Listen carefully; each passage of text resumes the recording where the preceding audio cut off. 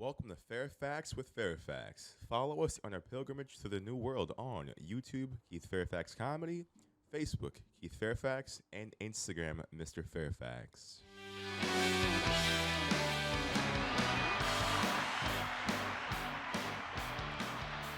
Hey, everybody.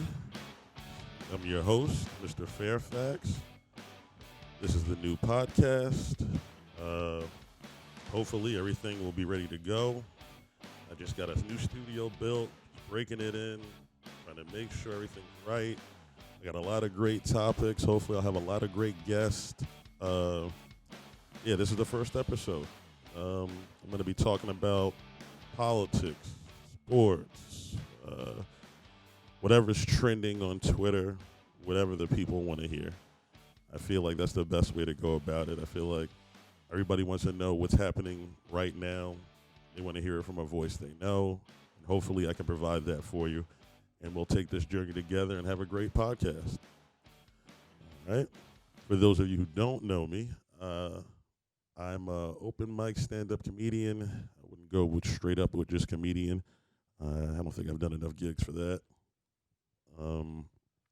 Since COVID hit, kind of in a difficult spot. Governor Cuomo is not allowing us to do indoor-outdoor shows for the most part, so I can't really practice the craft there. And I needed another outlet, so I decided let's go with podcast studio. Let's put up a funny podcast with some interesting thoughts, try to get some interesting people on, and take it from there, see where it goes. All right? So, this is Fairfax with Fairfax. You see the little play on words there. I'm mostly going to talk about a lot of New York stuff because that's where I reside. We had a great weekend. Today is Tuesday the 15th. Great weekend of sports. We had the Islanders playing. We had the Jets playing. We had the Giants playing. We had the Mets playing. Mets go 2 for 4 over the weekend. Nothing really surprising there. We got to make a big push in order to make the playoffs. I highly doubt it's going to happen, not because I'm negative, just because that's what they have proven to do. Yankees won their last 4 in a row. They also played a garbage-ass team called the Orioles, so they kind of got gifted for, but there's no here nor there. The Jets just stink. They lost to the Buffalo Bills in Jet-like fashion. They just horrible all around, really. The Giants, I don't think anybody was really expecting much from the Giants, but they also played the Steelers, so, I don't think anyone was expecting them to win that game anyway. Our sports teams go how they go. We pretty much all know what we're getting out of each of our sports franchises at this point in time. The Yankees are the only one that have real hope.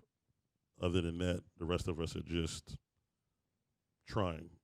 We're trying unsuccessfully at that. We're on the topic of sports. I don't know if anybody's seen this, what used to be the Giant Nation's favorite son, Odell Beckham Jr., caught himself in a bit of a shitty situation. He used to date, she's an internet model named Slim Dagger. She's on a podcast called Thoughts Next Door podcast. Very on the point. She goes on the record to say, I think she was on No Jumper when she said this, she goes on the record to say that Odell, he loves to be pooped on, Slim said, adding that she had trouble performing, so you can ease that visual from your head, but she does say Odell slid into her DMs to ask her to send her photos of her doing work in the bathroom.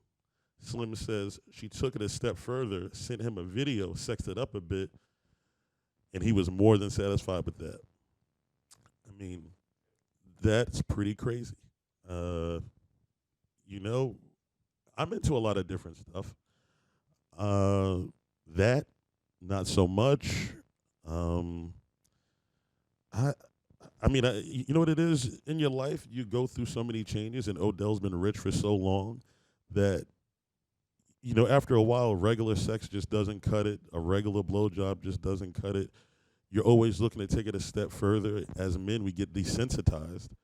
And I think that he was just looking for the next level. Unfortunately, somebody said in one of the comments, he should have made her sign was it not a not a prenup? It's a like pretty much a letter saying that you can't tell anybody. I can't think of the name of it. Yeah, like a confidential letter saying that you can't show this information. But I don't think you could do that with something like that because it's not an exchange of goods and services or anything like that. You're not paying her to do it. You just asked her if she'd shit on you, and she shit on you. I mean, it's pretty cut and dry. I mean, you just gotta. I don't even know how you keep that in house. I mean, and then Odell, when asked about it, he let out like a pretty funny remark about pretty much not denying it, just kind of going with it and saying, "Yeah, you know, I like to be shit on sometimes." I mean, she was hot. It's just I don't think anybody's hot enough to shit on me, but to each his own. Let's see what else we got going on here. Netflix is in a bit of hot water because they just released a new docuseries called Cuties. Cuties is going under a lot of fires. Netflix, I mean, it's not going to hurt them, but they lost a ton of subscriptions from about September 10th till now. They've been losing a ton of subscriptions because people are very upset about this. This is a synopsis. Cuties follows an 11-year-old Singalian girl living in Paris who joins her free-spirited dance crew called Cuties. To rebel against what she perceives as her family's oppressive traditions, in a film conflicted with protagonist Amy, and the Cuties perform dance routines which they simulate sex. In some of the scenes, the camera shots focus on their crotch areas and portrays preteen characters in a sexual situations. For example, in one scene, Amy takes a picture of her genitals and then posts the photo on social media. Although it's not explicit, the images is still showing. When I looked into this a little deeper, the director that did this was a woman. I was like, this better had been a woman that was the director of this. If this had been a man, it's like, go get this man immediately. But it is a woman, and I believe she's relatively young. She's like 20 or 19 or something like that. No, I'm reading wrong. I watched a little bit of it. I couldn't watch the whole entire thing because it was a lot. You know what I mean? Like I can't get along with the story nor how how do you even ask kids to portray themselves that way, like 11-year-olds? But I also am a person who says you have to show artistic ability. But it was just some of the camera angles were a little bit much. As far as what it tried to simulate, I get it. It's not my cup of tea, but I definitely get it. I wouldn't say this show should be canceled or shouldn't be allowed on air. It's just very suggestive. I mean, if you're a pedophile, you'd probably like it. I get that. I get why people are mad about it. But nowadays, people are mad about everything. But yeah, Cuties on Netflix. People are not happy. But people aren't happy anyway nowadays. So what are you gonna really do?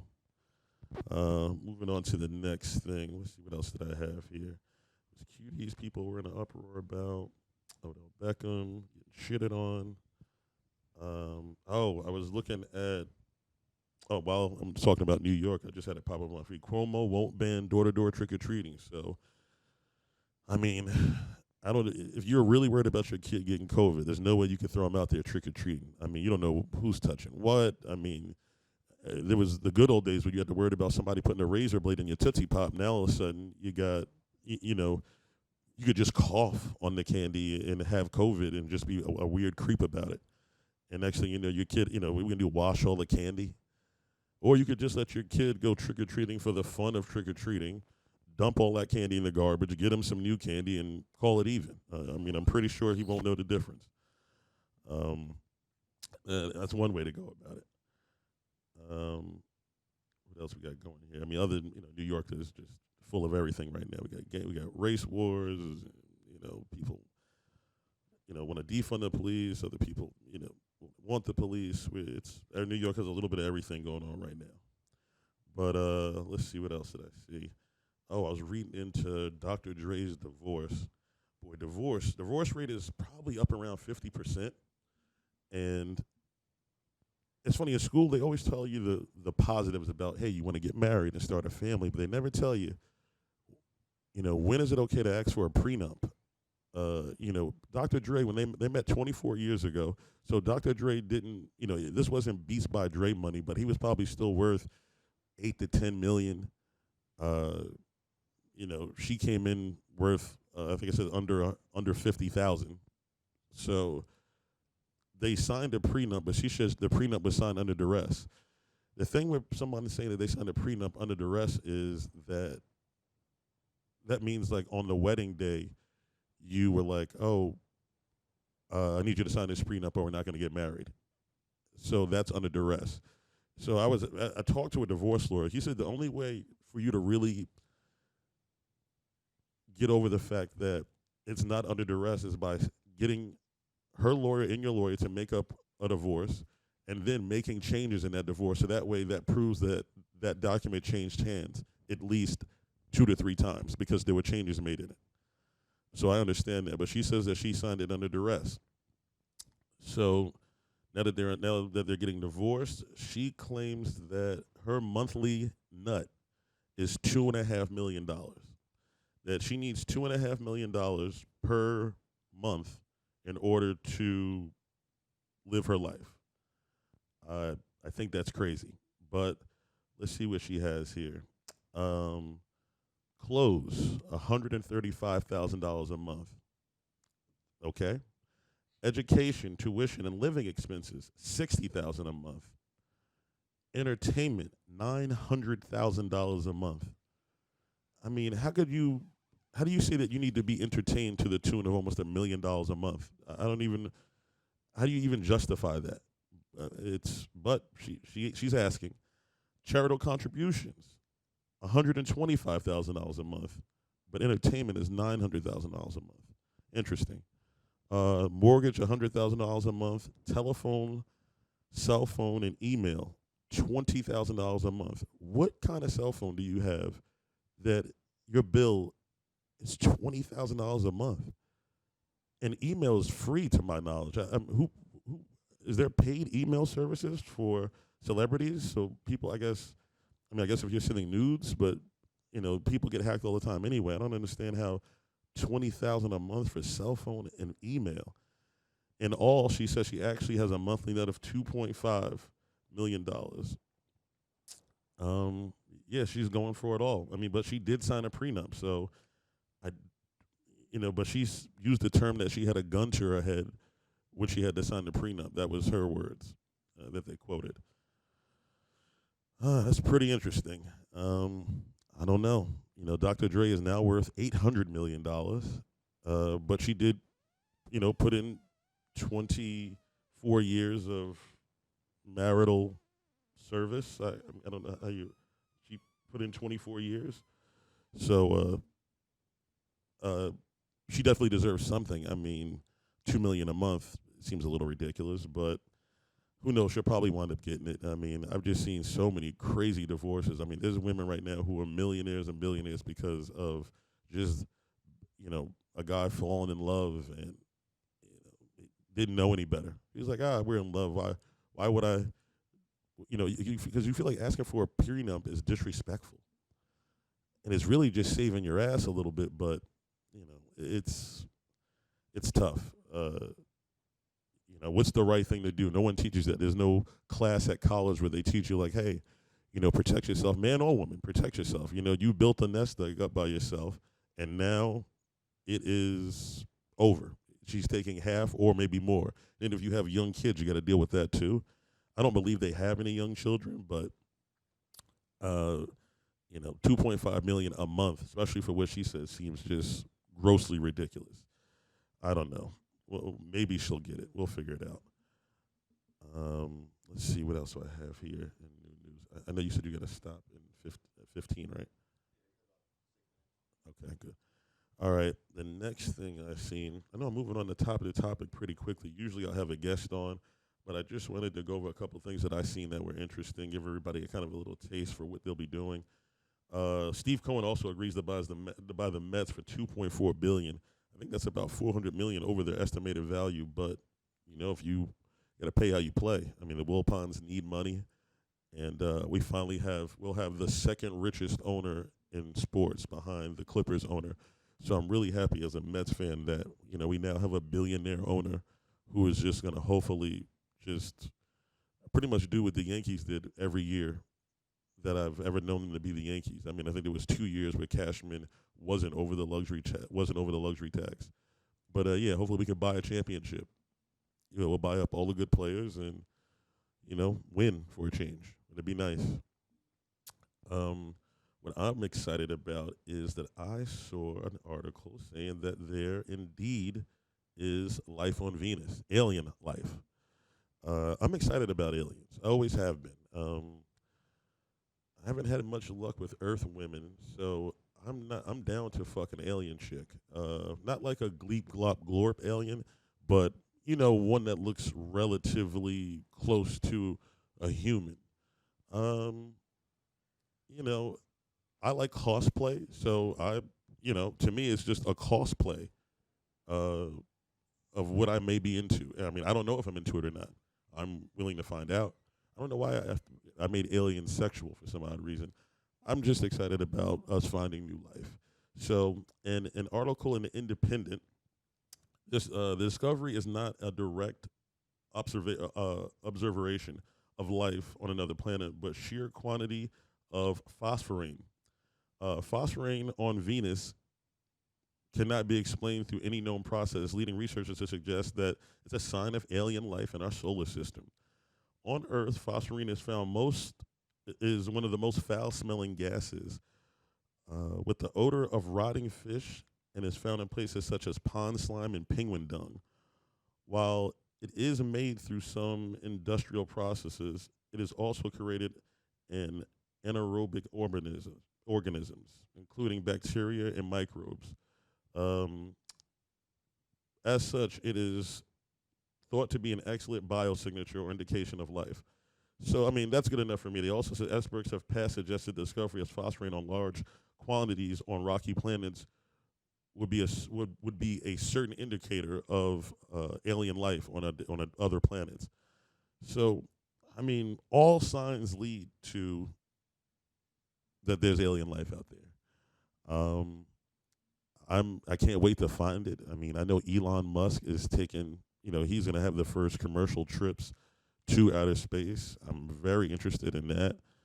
I right now cannot afford it, but what I will do is start a GoFundMe where you guys can fund me to go to space and hang out with Elon Musk for a little bit. That's something I'm looking forward to.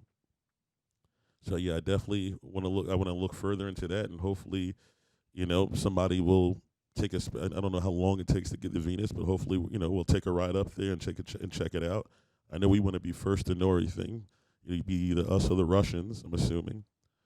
But yeah, that's a great find. I can't wait for that to happen. Actually, we are going to pay some bills and cut to commercial, and I'll see you after the break. All right, everybody, and this is the second half of the Fairfax with Fairfax podcast. Almost forgot the name of my own show, which is great. Let's see. On this half, I'm going to keep it fairly light because I want to save everything for when I have a guest in. But I'm going to be doing a fair amount of politics. So, like I said, this show might not be for everybody, but I tell you to hang in there. I know I'll be speaking for the left and the right. It is definitely not going to be one-sided one way or the other. I'm very transparent. Some people say a big of an antagonist myself, but it is what it is. But this morning, I was listening to a couple of shows on Sirius, and I saw Sarah Huckabee Sanders. She is the former White House secretary for President Trump.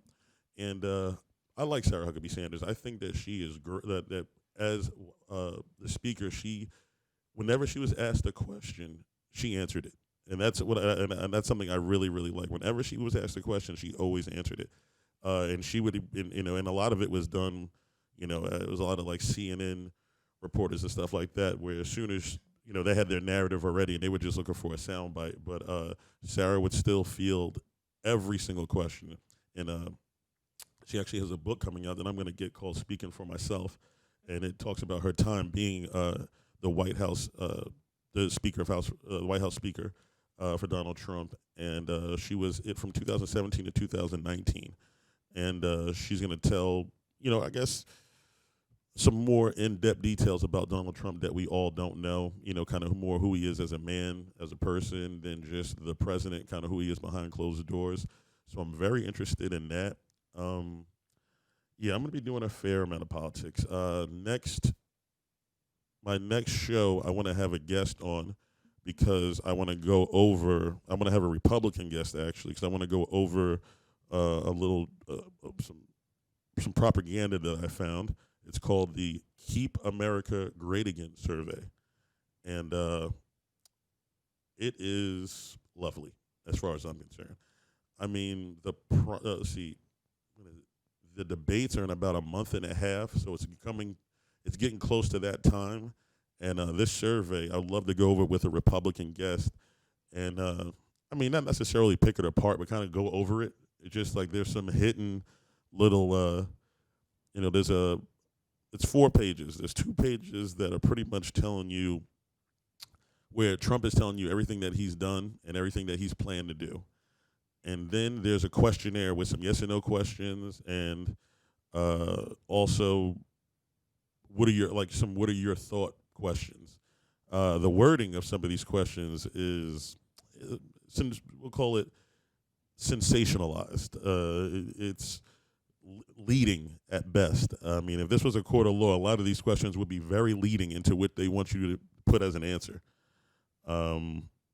I could tell that Donald Trump himself definitely had a hand in this. It is the Trump Make America Great Again committee that came up with this. The Keep America Great Victory survey is what it's called. And it's gold. Yeah, so I can't wait to go over this with a Republican guest, talk about, a little bit of Biden, a little bit of Trump. I heard some great news that Joe Rogan said that he wants Trump and Biden to come on the Joe Rogan show, 4 hours. He put it on Twitter. Trump responded and said that he's fair game. And it would just be them two. Them two in Joe Rogan's new place. I think he's in Texas. And 4-hour show of Rogan, Trump, and Biden. That is pure gold. I love when you can get especially an acting president or some president-elects to go on shows like Marin. Obama went on Marin. That was fun. I believe that Rogan won't let them just – that's why the show has to be 4 hours, because Rogan's not going to let them just switch the subject to something that they want to hear and change the question. And, the nicknames that Trump has for Biden, like Sleepy Joe and stuff like that, this is a chance for Biden to – he's been in politics forever. And you really only get to see him in little clips like this. So maybe if you get Joe Biden in a Joe Rogan form, and where he could speak for himself and let everybody know that he's on top of his game, I feel like it should be – he should be all for that, you know what I mean, to really show who he is. Because if you in a 4-hour podcast, there's a lot of room. There's a lot of room to screw up. There's a lot of room to make yourself look good. But, I hate the way they do the debates now. It's just who can one-up someone in a 2-minute, in a minute and 30 seconds, 2 minutes. It's just that's not long enough.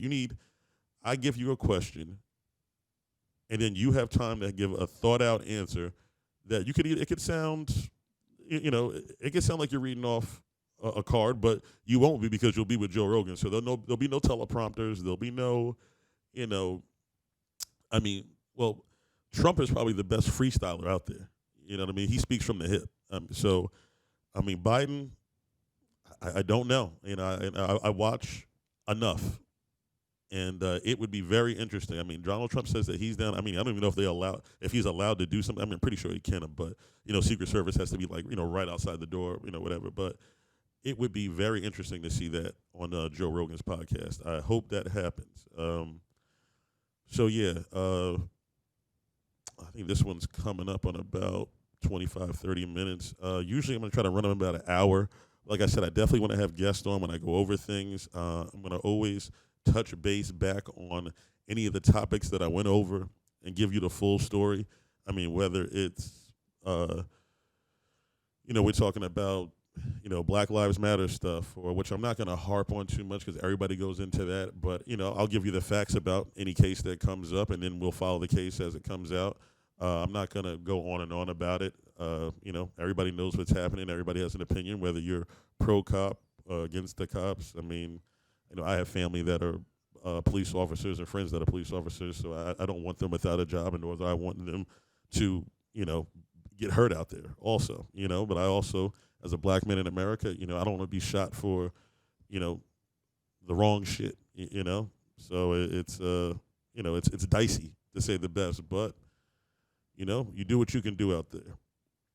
They give us a 30-second clip of something happening, and then 2 weeks later, it's a 2-minute video, and everybody's opinions has drastically changed. But the world we live in, it's let me make an opinion now, let me judge this person now right away, and never have to deal with the fallout.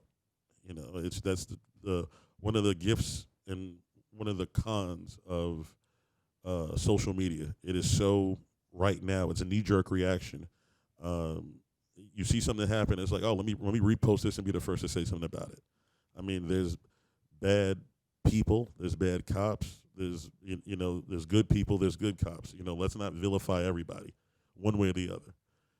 So that's my opinion on that. But yeah, like I said, we're gonna do the Keep America Great Again victory survey. I'm gonna try to have a Republican guest on. I'm not gonna try. I'm going to find a Republican guest to have on, and we'll go over this. And then, within a few days' time, there'll be a ton more to talk about. There's something happening every week. Whether it's cancel culture, which comedians, whether it's shows like Cuties that people they want taken down. And I get that from some aspects, especially with the way. I'm so happy they found it was like 24 kids and some child sex trafficking ring. It's like that stuff like that needs to be publicized more. Like, you found 24 children who are going to be trafficked to monsters. Like, that should be on everybody's. That should be what everybody's reposting. Some positive shit like that. That kids will be sent home back to their parents. So hopefully we'll get to do keep up with stories like that. California is ablaze. It is just my cousins. I have some cousins that live over in California. They showed me photos, and it is just horrifying. It looks like fire and brimstone. I mean, it is just. The air quality has to be shot. Every comic is moving out of California. So any young comics that live in California, this is your, like 15 spots just opened up. So the time is now for you to go work at the store in California. Yeah, so we'll keep up with stories. We'll try to have some guests on. We'll talk about some topics. If I miss some topics that you guys see and you want to leave a comment, please rate, review, subscribe, and I'll answer, anything worth answering. I'll answer it. Any questions that you guys come up with that you feel like I skipped over or missed, or there's more detail to it, let me know. I'll try to do some more research, and we'll cover it. Yeah. So I'm going to be doing some live shows too. Once I get everything down pack, I want to do some live shows. I can have guests call in. I'm going to have a number for guests to call in, so I can talk to you right over the phone. And, if you know me, I'm an open book. I'm not going to get upset about anything. I'm not going to hang up on you because you have a different opinion. I'm not going to have you not on the show because our politics don't line up, or, how, you have rose-colored glasses about how you see the world. It's fine with me. All of it's fine. It's all up for debate as far as I'm concerned. I also want to have some conspiracy theorists. I like a great conspiracy. Whether you think anything from flat earthers to whether you think 9/11 was an inside job. I'll listen to it all. I'm going to have an interesting shows. I'm going to have interesting people on, and hopefully, we'll make this podcast great for the first time. So yeah, I'm your host, Keith Fairfax. Follow me, subscribe, please, and I'll catch you in the next episode. All right, everybody. Thanks.